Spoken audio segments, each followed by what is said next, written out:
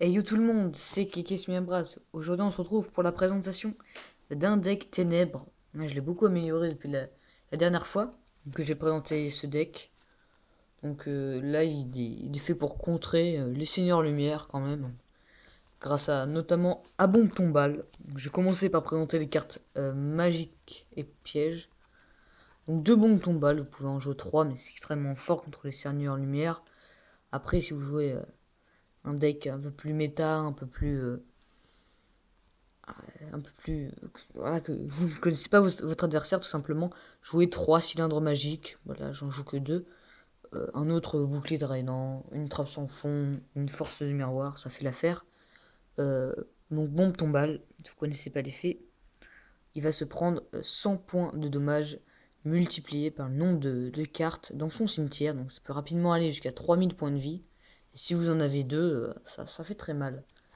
Euh, Deux cylindres magiques simples pour annuler son attaque et euh, remettre des points de vie dans la tête. Égaux à l'attaque de son monstre, bouclier drainant. Puisque souvent on est un peu court sur le terrain, on a beaucoup de cartes en main, beaucoup de monstres, mais on attend des moteurs de défaussement. Donc du coup pourquoi pas récupérer des points de vie, donc épouvantail de ferraille, une carte toujours très forte. Voilà, une fois par tour on peut annuler l'attaque d'un monstre. Et force de miroir, pour détruire tous les monstres face en position. C'est en position d'attaque contrôlée par votre adversaire. Ensuite, les cartes magie, donc Riryoku, c'est assez simple. Ça peut passer pour passer n'importe quel monstre en fait, vu que on diminue l'attaque d'un monstre de moitié et on augmente l'attaque d'un autre monstre du même montant. Ça passe dans tous les cas, donc un Rageki ou un trou noir. Ça fait l'affaire. Un violent orage, pour détruire toutes les cartes magie épée sur le terrain. Un tourbillon jumeau fait l'affaire pour en détruire deux et défausser une carte. Donc ça aussi, ça peut être un moteur de défaussement. Euh, tourbillon jumeau à jouer ou violent orage. Donc ensuite, des charités gracieuses, évidemment, en jouer 3 très fort, piocher 3 cartes, en défausser 2 pour pouvoir utiliser les effets des monstres mondes ténébreux.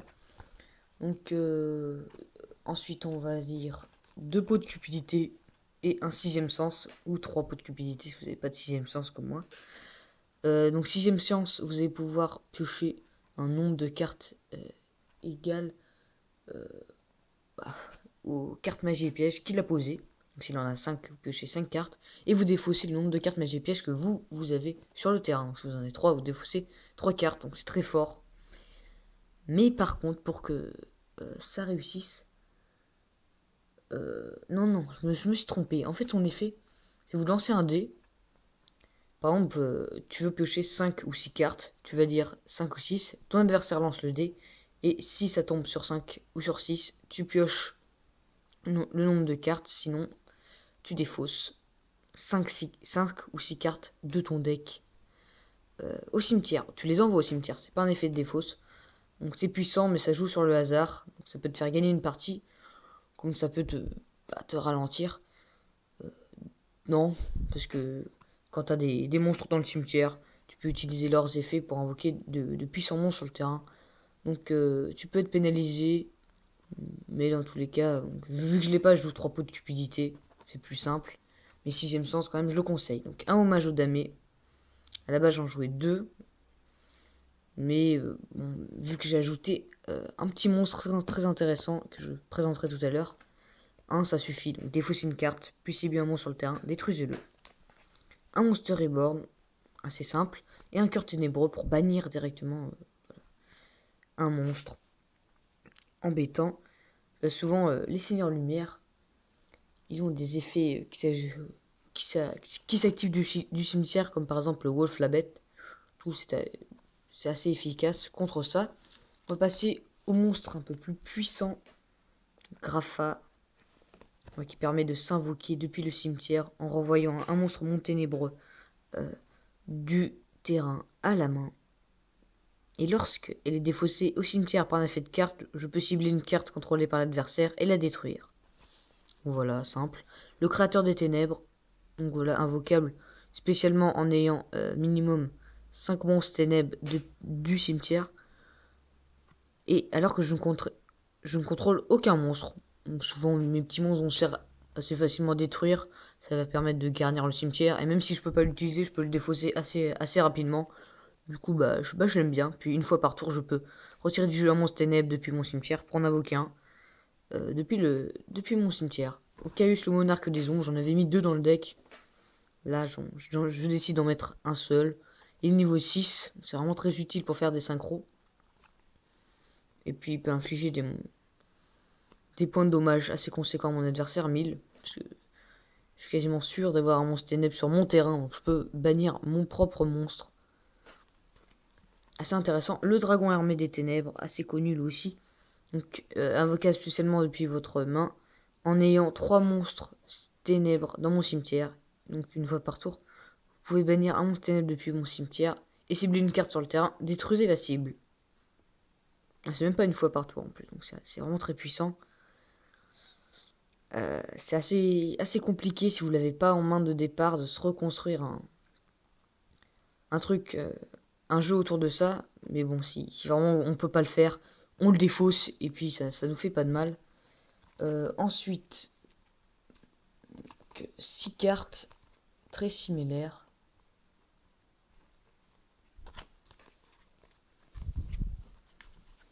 Donc 3 gold.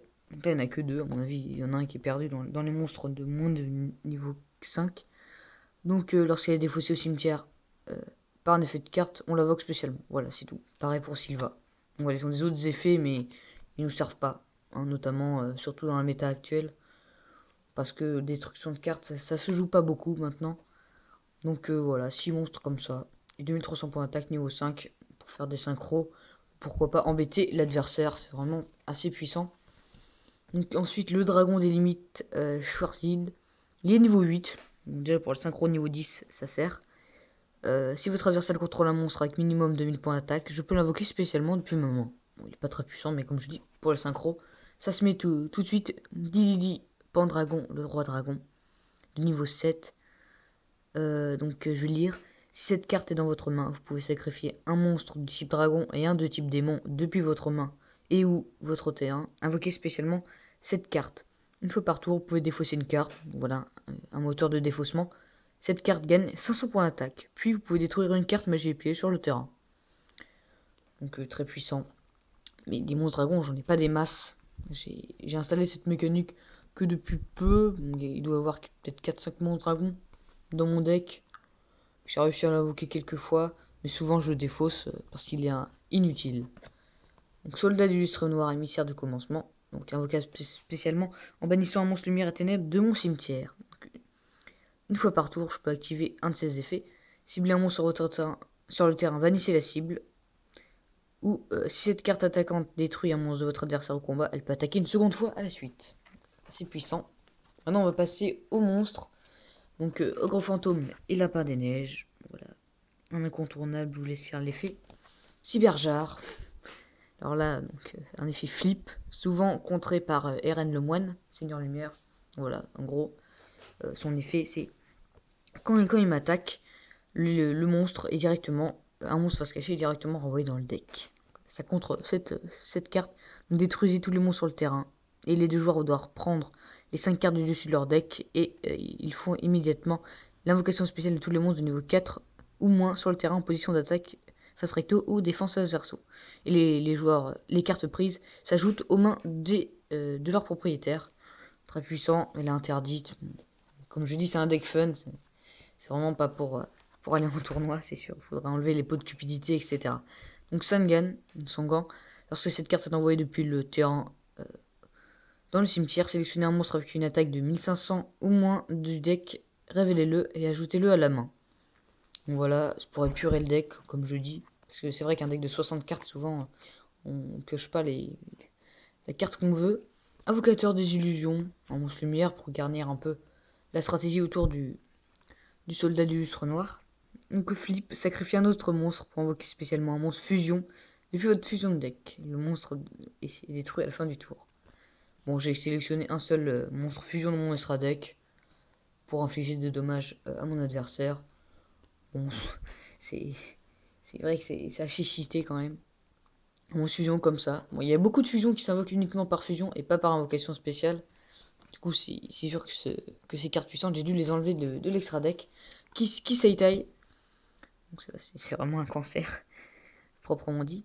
Lorsqu'un monstre de votre adversaire attaque cette carte en position de défense adverso, je l'équipe avec ce monstre comme une carte magie d'équipement. Et durant chacune des stand-by phases de votre adversaire, augmentez vos life points de la moitié de l'attaque du monstre équipé. Donc voilà, tout simplement pour récupérer des points de vie à chaque tour grâce à cette carte. Le dragon galactique, il a 3000 quand il affronte un monstre dragon. Sinon, il peut pas attaquer. Simple, mais vu que c'est un dragon, ça sert pour mon Dididi. New Doria, lorsqu'il est détruit au combat, détruisez un monstre sur le terrain. Simple. Scar, éclaireur du monde ténébreux.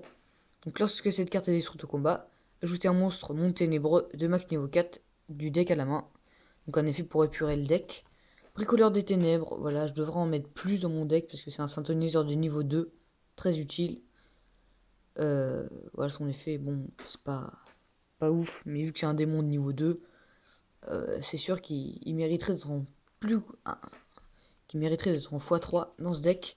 Bégué, c'est un Sylva ou un Gold du pauvre. Voilà, il a l'effet de ses grands frères lorsque cette carte est défaussée au cimetière. Par un effet de carte, invoquez-la spécialement. Marshmallow, j'en joue 2. Donc lorsque un monstre adverse attaque cette carte en position de défense adverso, il prend 1000. Elle n'est pas destructible au combat. Le dragon divin, Apocalypse. Une fois par tour, je défausse une carte. Voilà, un moteur de défaussement. Et je cible un monstre dragon dans mon cimetière. Ajoutez la cible à votre main. Par exemple, si on a défaussé un Dididi en début de partie parce qu'on ne pouvait pas l'invoquer. Là, ça me permet de le remettre à ma main parce que peut-être que voilà, je peux le sacrifier avec un autre monstre démon de mon terrain ou de ma main pour l'invoquer. Et vu qu'il est puissant, c'est tout bénef. Le rechargeur fou, voilà, lorsqu'elle est détruite, j'envoie 2 cartes de ma main au cimetière pour piocher 2 cartes. Ça permet de se recharger tout simplement. Copie-chat pour copier un monstre adverse. Il porte bien son nom. Mur des illusions, donc le monstre qui attaque cette carte est envoyé dans la main de son propriétaire. Très puissant, c'est un peu comme une top géante néospatien. L'oiseau furtif, comme Marshmallow.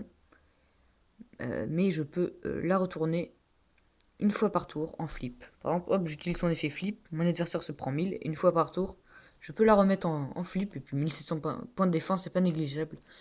Voilà la carte qui remplace Hommage au Damé.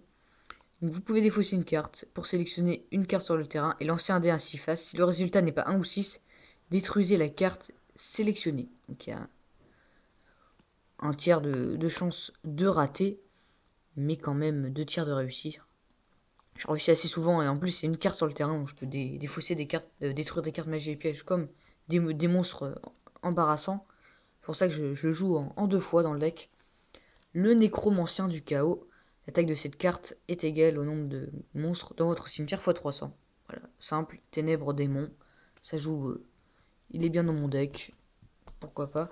Prométhée roi des ombres, donc lorsqu'il est invoqué normalement, je retire des monstres de mon cimetière et il gagne 400 points d'attaque pour chacun d'entre eux.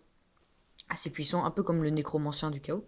Le dragon mirage, donc mon adversaire ne peut pas activer de carte piège durant la battle phase. Très puissant, puis c'est un dragon qui rentre bien.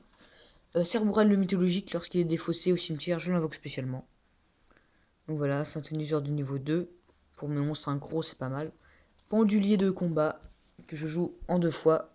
Donc lorsque l'adversaire attaque directement, je l'invoque spécialement et la battle phase est terminée.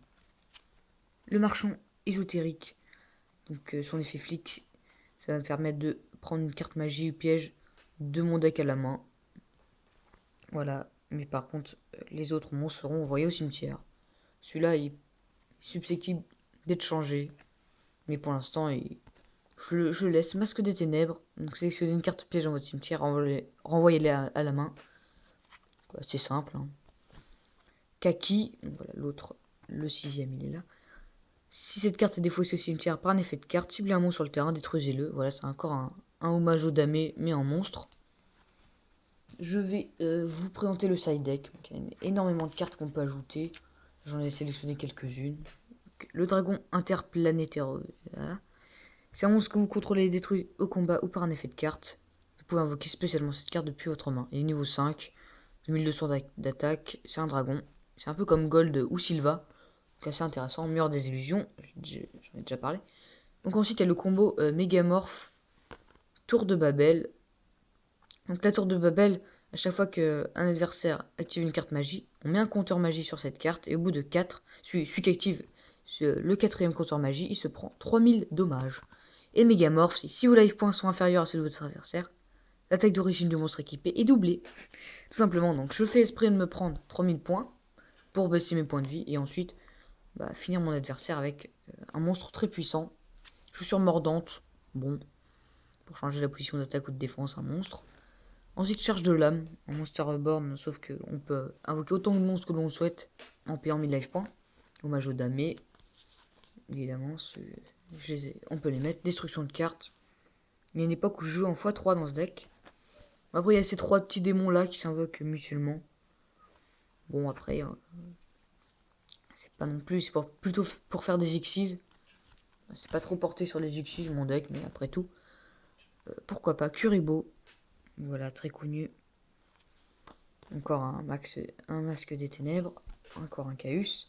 Ensuite, impulsion extrême, que j'avais mis une fois. Mais bon, c'est sûr qu'un bon vieux cylindre magique, ça marche mieux que ça. Envoyez 2 cartes depuis votre main au cimetière, invoquez spécialement 2 jetons âme, type démon ténèbres, niveau 1, attaque 0, défense 0. Ces jetons ne peuvent pas être sacrifiés, excepté pour une invocation sacrifice. C'était pas mal, mais il se faisait rapidement détruire. Si t'as pas les bonnes cartes en main, des monstres de niveau 7 ou 8, ça passe pas. Le prêtre invocateur. Donc voilà, il était en x2 avant dans mon deck, mais je les ai enlevés. Parce que c'est un magicien, malheureusement. S'il avait été démon, il serait le bienvenu dans mon deck. Donc voilà, une fois par tour, je défausse une carte. Magie, pour invoquer spécialement un monstre de niveau 4 depuis mon deck. Si seulement c'était juste une carte, il rentrerait sans problème. Mais là, c'est une carte magie, donc c'est embarrassant. Le premier monarque, voilà, parce que la 2400 de défense peut être traité au 2 pour un monstre de type ténèbres, d'attribut ténèbres. Je vous laisse lire un peu. Donc il y a Gap, maître de la guerre. Tous les monstres sont changés en position d'attaque face resto. Et aussi, leur position de combat ne peut pas être changée. Les effets flip ne sont pas activés. Une fois par tour, vous pouvez révéler un nombre de votre choix de type démon dans votre main. Jusqu'à la fin, cette carte gagne 300 points d'attaque pour chaque carte révélée. Donc si vous avez 3 x 7, 21, donc ça fait 2100 en plus. Ce monstre a 4300. Et c'est fort. Donc voilà, 300 points d'attaque fois 7 monstres démons dans votre main. Bon, c'est très rare qu'on ait 7 monstres démons dans la main. Dévoilement pour contrer les hand traps. Bon, je le jouais, mais là, mon adversaire a pas trop de hand trap. Donc lui, c'est pour que mon adversaire pioche 3 cartes et envoie les cartes magie au cimetière. Voilà, c'est parce que souvent il est embêtant avec ses échanges lumière ou piocher leur lumière pour envoyer 2 cartes de son deck au cimetière et piocher 2 cartes, c'est assez embarrassant. Donc voilà, c'est pour enlever ces cartes magie, mais à chaque fois que j'ai utilisé ce monstre, mais il avait que des monstres en main. Voilà, pas trop de chance. Donc je montrerai bientôt toutes les cartes que vous pouvez ajouter à ce deck. Donc, je suis passé par beaucoup de combinaisons, je montrerai dans une prochaine vidéo. Donc, voici les Stradecks, alors il y a plus de 15 cartes, c'est à vous de voir après. Volcanion, la bénédiction pour le monstre flip qui invoque par fusion. Je vous laisse lire. Assez puissant. 2 dragons rose noir. Donc là il y en a 2. Voilà, très connu aussi. Je vous laisse lire. Le maréchal de guerre et la justice. On l'invoque assez souvent quand même celui-là. Donc à chaque fois qu'elle attaque un monstre en position de défense face verso, et l'envoie au cimetière, je pioche une carte. Bon moteur. Le dragon de ferraille. Une fois par tour, je peux cibler une carte que je contrôle et une carte contrôlée par mon adversaire, on les détruit. Voilà, après son deuxième effet est pas très intéressant. Encore un petit dragon de ferraille, un dragon poussière d'étoile, très connu également. Que Belzé et son évolution. Un synthoniseur ténèbres, un non synthoniseur, donc 1, 2, 3. Il a 5 étoiles, 8 étoiles je crois. Donc il peut s'invoquer avec Chaos, le monarque des ombres et mon synthoniseur démon de niveau 2. Et très puissant. Pareil pour son évolution. Sauf que lui, il est niveau 10. Highlander des ténèbres de niveau 7. Donc un synthoniseur démon et un monstre non synthoniseur de type démon en plus. Donc encore une fois, il peut être invoqué par mon petit Gold et... je sais plus comment il s'appelle, mais le niveau 2. Synthoniseur démon. Voilà, le bricoleur des ténèbres, je crois. Donc, aucun joueur ne peut invoquer par synchronisation. Une fois par tour, vous pouvez cibler un monstre contrôlé par votre adversaire qui est équipé avec une carte d'équipement. Détruisez toutes les cartes d'équipement équipées au monstre. Et si vous le faites, infligez 400 points de dommages à votre adversaire pour chaque carte détruite. Donc c'est assez situationnel, mais il a 2800 points d'attaque. C'est pas négligeable. Château dans le ciel. Là, il doit en avoir 2. Ouais. Niveau 9. Bon, il a 3000 de défense. Son effet est pas très intéressant. Cette carte, elle est superbe. Niveau 10. Lorsque cette carte est invoquée par synchronisation, elle gagne 800 points d'attaque pour chaque carte dans votre main. Donc j'étais à 7 x 8, 56. Donc j'étais à 5600 points d'attaque à un moment. C'est juste trop bien. Lorsque cette carte que vous contrôlez est détruite par une carte de votre adversaire et envoyée au cimetière, si tous les monstres qui ont été utilisés pour l'invocation synchro de cette carte sont au cimetière, vous pouvez tous les invoquer spécialement. Mais leurs effets sont annulés. Donc franchement, ce monstre est vraiment super. C'est pour ça que je le mets. Parce qu'on a beaucoup de cartes dans la main, mine de rien, avec les charretées gracieuses, les pots de cupidité, les rechargeurs fous, etc. Donc c'est vraiment bien. Léo, voilà, simple. Votre adversaire ne peut pas cibler cette carte avec des effets de cartes, sauf en main phase 2. Niveau 10. Donc la seule link, donc les chevaliers fantômes de la bardiche rouillée. Donc voilà, si on joue... parce que là, je prends les règles de Master Duel sans link. Voilà, on peut invoquer autant de monstres XY synchro qu'on veut sans avoir à invoquer de link avant. Mais ça, c'est vraiment quand on fait des duels... on va dire des duels après 2016. C'est quand qui ont été ajoutés les... Qui ont été ajoutés les links, je ne sais pas. 2016, je crois. Donc, si en plusieurs monstres XYZ ténèbres sont invoqués spécialement dans une ou plusieurs zones pointées par cette carte, tant que ce monstre est sur le terrain, vous pouvez cibler une carte sur le terrain, détruisez-la. Donc c'est assez puissant. Voilà, parce qu'il a 3 flèches. Et il est invoqué par 2 monstres ténèbres ou plus. Donc c'est assez facile de l'invoquer et ensuite faire des Xyz. Ouais, c'est puissant, mais il faut vraiment pas qu'il... Il est un peu fragile, c'est pour ça que je mets des cartes pièges dans le deck. Donc ça, c'est un Riryoku en monstre. Voilà, très puissant. Forteresse requin, voilà, si on a Gold et Silva dans la main, et qu'on utilise Charité gracieuse. Ça, c'est pas mal, ça, également.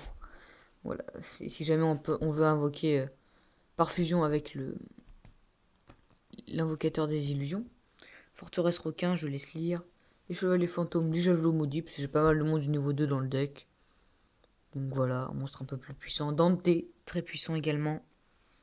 Cauchemar, colonie du mal. Deux monstres ténèbres du niveau 4, on les a dans le deck. On peut mettre Utopie, on peut mettre, voilà, Utopie. Le cowboy Gagaga, toujours un très bon monstre. Dans tous les decks du monde. Les chevaliers fantômes de l'épée brisée, de monstres du niveau 3. Voilà. Mais bon, on joue pas trop avec les chevaliers fantômes, du coup, on l'invoque quasiment jamais. Thanatos, colonie du mal. Donc voilà, pour arrêter les effets de cartes sur ce monstre. Hydragon X6 du Requiem des ténèbres. Avec 3 monstres de niveau 5. Assez compliqué à invoquer quand même. Mais si on a 2 Golg et un Silva dans la main, une charité gracieuse et un hommage au damé, ça peut le faire assez vite. Et son effet est très puissant également. Je vais essayer de faire une main type. Souvent on fait ça, la présentation de deck. Par contre, je les ai triés avant, du coup il va falloir beaucoup mélanger. Donc voilà, ce deck est pas très compétitif. J'étais obligé un peu de tricher avec des cartes interdites, un pot de cupidité, sixième sens, etc. Épouvantail de ferraille. Mais il est puissant, je ferai peut-être un duel. Pour vous montrer. Un duel en vidéo. Voilà l'évolution de ce deck. Je sais pas, ça remonte à au moins 6-7 mois. La présentation de ce deck. C'était vraiment un deck de démarrage à l'époque. Là, il est devenu assez puissant. On peut faire pas mal de combos en détruisant les monstres adverses. On va voir si c'est bien mélangé. Donc, alors j'ai quoi. Ok, donc si on a une main comme ça, donc c'est assez pourri. Pot de cupidité au 6ème sens, voilà, pour piocher de cartes. Ah, là, je peux pas faire grand chose, hein, à part un marshmallow. C'est pas assez mélangé.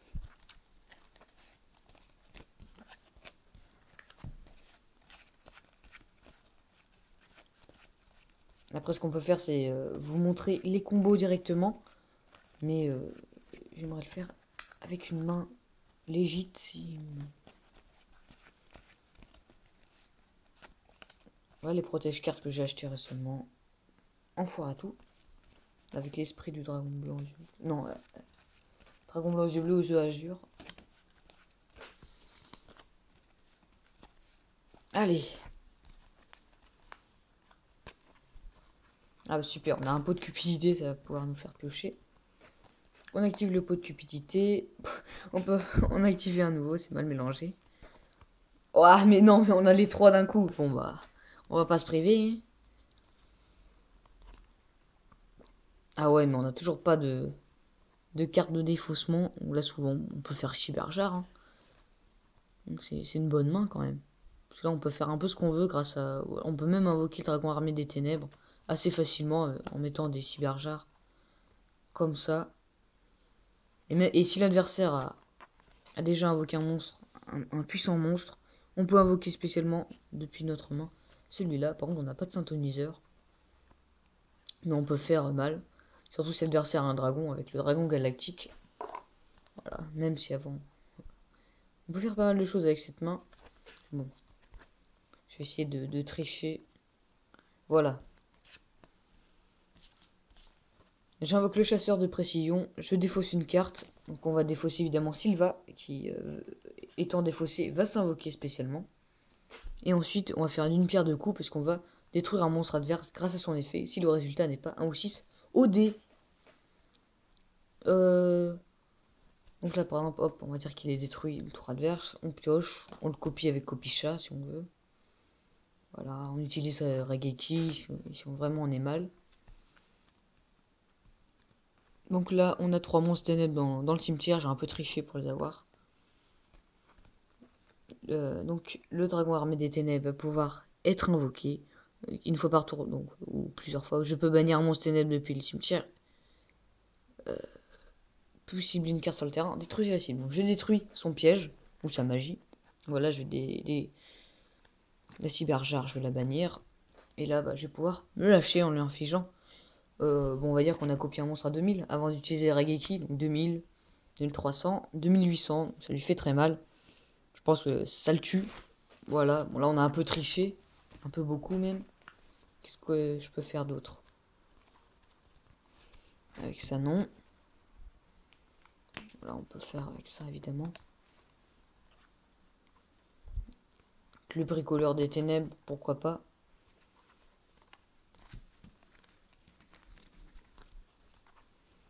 Donc, par exemple, avec la combinaison de ces deux-là, ou bien de ces deux-là, hein, c'est les mêmes, hein, ça va au 7. On peut invoquer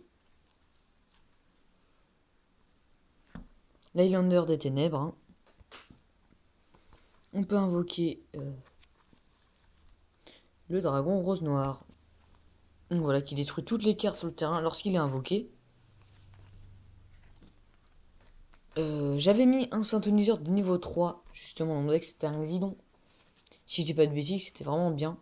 Parce qu'on pouvait mettre du niveau 7 assez facilement. Pour faire appel au dragon rose noir.